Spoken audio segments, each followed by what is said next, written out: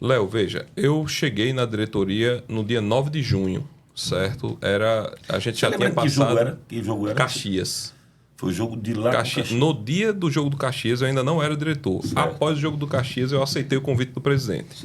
Certo. Foi um jogo que foi 2-2 nos aflitos, o Náutico empatou no finalzinho depois de ter levado uma virada, né? É óbvio que você chega no departamento, você tem que ter um tempo para perceber, né, as situações. As mais graves a gente percebeu logo e com menos de uma semana a gente afastou um atleta que era o capitão do time e um atleta que era o maior salário que não jogava. Rafael Vaz e o Thiago Lopes, né? E isso já fez com que a gente tivesse, vamos dizer assim, o elenco. Opa, chegou a diretoria, tem atenção, teve um impacto, né, já dentro do vestiário. Positivo. E os demais membros da diretoria, quando você tomou essa decisão, o que é que eles disseram sobre isso? Não, a decisão acabou sendo partilhada por todos, né? Mas, assim, óbvio que eu identifiquei isso.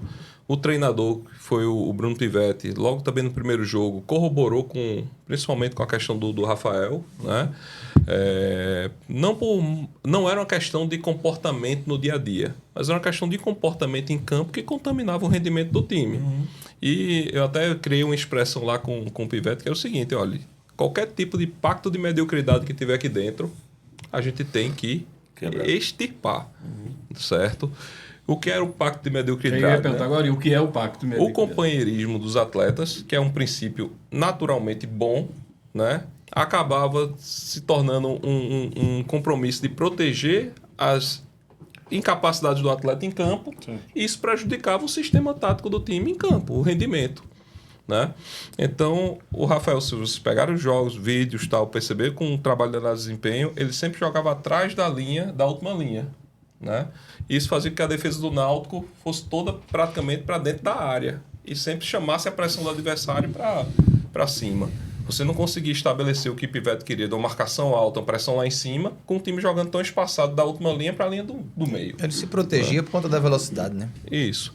Ele não tinha essa velocidade. Pois é, então quanto menos espaço eu tiver para correr, mais fácil eu dar um carrinho e aí o treinador tentou fazer as correções, convenceu o atleta que tem que ter um comportamento. No jogo seguinte, ele não... No treino foi bacana, no jogo não fez, né? Porque a intensidade do jogo é maior do que a intensidade do treinamento. E o elenco, novamente, né? A turma protegeu ele em campo. E isso fez com que o Náutico perdesse aquele jogo para o Floresta, da forma que perdeu. Então, acabou o jogo, a gente ali... Os atletas foram para o ônibus, a gente já com a comissão técnica tomou essa decisão. Teve anuência do próprio Pivetti? Ele entendeu assim também? Sim. Ele entendeu ou ele puxou o assunto? Ele entendeu ou ele identificou o erro? Veja, Pivetti identificou que Vaz poderia ser um problema na ligação que a gente fez para ele consultando para trazê-lo como treinador. Ele já indicou para a gente ali problemas com o goleiro, problemas com o zagueiro. Qual dos dois goleiros, o Maticoli ou o David? Na época a gente estava entre o Maticoli e o Jefferson. O David não tinha chegado ainda. Certo. Aí, Léo... Goleiro e zagueiro. Foi a identificação inicial dele. Antes de chegar aqui. Tá. Certo? Por telefone. Ele já trouxe esses elementos. E a semana de treino com o jogo foi o suficiente para a gente ali ter que tomar uma decisão. Porque ali já eram... Ele chegou faltando 12, já eram 11 jogos para resolver. Né? Então não podia esperar tentar corrigir isso com as mesmas peças. Né?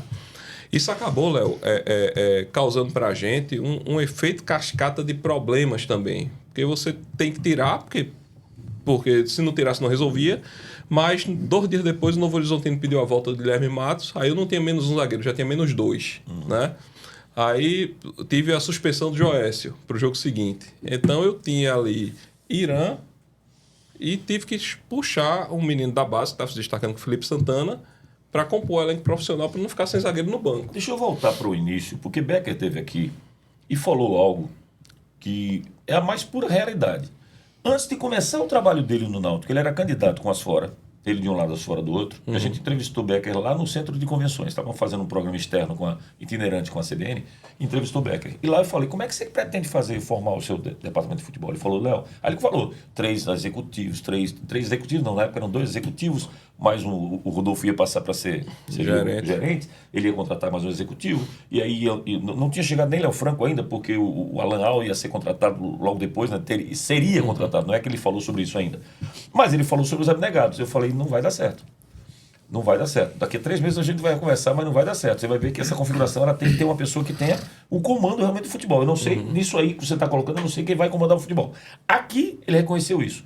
A gente passou, Granja, aqui onde você está, nós aqui no Traíras, desde novembro, discutindo todos os Traíras. Somos 7 no total. A gente não conseguia entender a árvore genealógica, o controle, a hierarquia no futebol do Náutico. A gente não sabia quem comandava o futebol do Náutico. A quem a gente imputaria o erro, criticando, ou o acerto, parabenizando. A gente não sabia. Quem veio por intermédio de quem? Quando a gente viu a cereja do bolo, foi a contratação de Maticoli e de Islam. Porque eles foram contratados a um time, que foi o Hamburgo, do Rio Grande do Sul, que era o time, a defesa mais vazada do campeonato, com 15 gols sofridos em 11 jogos. Então a gente começou a ver, primeiro, de onde vinham esses erros, a gente conseguiu identificar. E o fundamental, que eu acho que foi antes, a cereja do bolo não foi nem esse ponto que eu coloquei, foi a vinda do Betão. Quando o Betão vem, é irracional você imaginar a contratação de um cara com a experiência que teve o Betão, que foi zagueiro do Corinthians, que tem o nome, apesar dele estar como diretor de base do Fortaleza. Ele chega para o Náutico, a gente fala, vai ter um cara, esse vai ser o executivo que vai comandar o departamento de futebol do Náutico. Todo mundo pensou assim. Betão chega e começa um discurso desencontrado do Bruno Becker com o próprio Betão de que ele seria um elo entre os departamentos do clube. Aí eu citei uma frase que eu mantive até o final da desclassificação do Náutico. Como é que você vai contratar um jardineiro para cuidar da grama da sede, que é belíssima ali em Rosa Silva, se o salão de festa está pegando fogo? Tu não pode trazer um cara que seja um elo de atrelamento dos departamentos em detrimento a você trazer um cara que tenha a gestão executiva no futebol. Ou seja, se eu perder, eu perco o meu salário, eu perco o dinheiro, eu estou fora. A partir dali, a partir dessa configuração equivocada do departamento, do Betão ter chegado com esse discurso, e aí, Igreja, eu queria que você falasse sobre isso, porque Betão dizia que não mandava no futebol, que não tinha nada dentro do futebol. Naquele jogo lá da derrota absurda que o Náutico teve contra o São José, ele estava no camarote, lá no Rio Grande do Sul. Então, o que é na saída do... Quem é o jogador que é demitido na discussão com o Gilberto, que o Gilberto termina sendo botado para fora? Romário. Jefferson Romário, quando ele faz a substituição do David, né, no intervalo, ele tira o David, aí a informação que chega pra gente é de que houve uma conversa do Gilberto, chegou pro Betão e falou, Betão, conversa lá com o Pivete, pô, porque pô, vai tirar o cara no intervalo, coisa e tal. Betão chega e leva essa informação para Pivete, que demite Gilberto. Então eu queria que você falasse, agora que terminou, o que aconteceu realmente, o que estava acontecendo lá dentro, quem comandava, quem fazia, e o que houve nos bastidores, Eduardo. Olha, Léo, a intenção da contratação do Betão, né, se você percebeu o momento, foi o momento que o Náutico terminou a participação na Copa do Nordeste no Campeonato Pernambucano, né, atingindo no papel, no pragmático, as metas possíveis, mas do ponto de vista de rendimento, de desenvolvimento de trabalho, tal, você via que tinha problemas, né? O time foi empurrado a uma classificação na Copa do Nordeste e no Pernambucano passou na semifinal para o Retrô também, num jogo onde era por rendimento em campo, né? Para ter perdido. Era para ter perdido, né? E isso estava claro para o presidente. O presidente enfrentou o conjunto de 3 diretores que tinha lá, né? Eduardo Henriques começa a desgastar com o presidente quando ele sai daquele jogo contra o Retrô e fala que é time grande, quando o Retrô perde um gol sozinho, o mascote com o zagueiro tirando. Foi Rafael até que tirou, acho que foi Rafael Vaz. Foi Robson Reis. Robson Reis, que tira no chute dele. Ele começa a desgastar ali, porque todo mundo viu que o Náutico foi mal, que era para ter perdido, e ele fala, Náutico aqui é time grande, mas naquela discussão direta com o Laércio. Não, veja, eu achei... Eu não estava na diretoria nessa época, né? Eu não posso dizer se foi isso ou não o fator que determinou, mas existia um trabalho ali que não tinha dado resultado e que precisaria de mudança, né?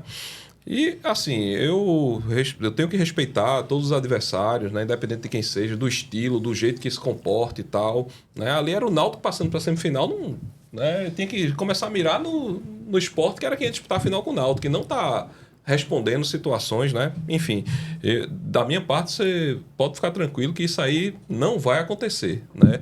Eu quero me desgastar internamente procurando melhor pelo Náutico e não com quem está fora, né? Fora é uma variável que eu não controlo, né? E não vou também estar jogando para a torcida, para estar criando falsas polêmicas e tumultuando o ambiente. Eu gosto do ambiente do jogo à moda antiga, né? Que um fala lá, outro fala aqui, dentro de um nível de respeito, tudo, mas não vou entrar no nível de desrespeito à instituição e a pessoas do jeito que estava ali, né? De lá para cá e de cá para lá, né?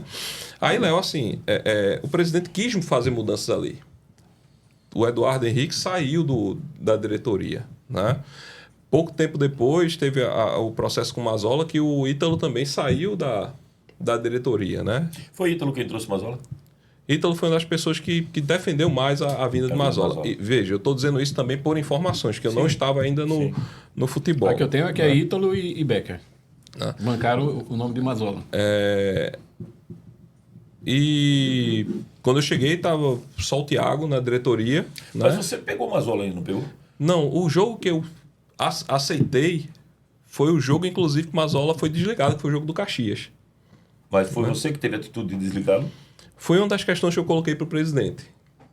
Como não uma condição, mas como uma mudança que era necessário fazer para chegar e construir uma coisa nova. Você não impôs a saída do Mazzola, mas você falou... Era quase uma condição sine qua non para você assumir a saída do Mazzola. Eu não coloquei como uma condição, Léo. Agora eu coloquei como uma avaliação. Eu disse, presidente, tá ruim, não tá respondendo, já tem 7 jogos, e se a gente não fizer uma mudança, não vai conseguir ter resultado. Eu acho que eu entraria mais confortável se isso acontecesse. Tu vai ver. Uma bela forma de falar, né, Luiz? Eu ficaria mais satisfeito se isso saísse. Então, assim, a gente desceu para o vestiário já com isso resolvido, mas quando chegou no vestiário, o Mazzola já estava dando a entrevista, a gente resolveu fazer no outro dia. Vocês iam tirá-lo naquele dia, no vestiário. No jogo contra... Caxias. 2-2. A gente... Não foi esse? Foi 2-2. Agora, eu sempre acho, né, independente de situação, o mais prudente é tirar no outro dia. Para não ficar aquele clima e parará. Não, a gente vai conversar. Porque fica um clima muito pesado, Léo. O treinador sai de cabeça quente, aí você vai demitir o cara, aí o cara pode até achar que, não, tô mal mesmo, vou sair. Mas às vezes tem uns treinadores que não acham que é ele, que ele ainda pode dar um jeito, aí gera aquele clima no vestiário, ainda tem jogador lá.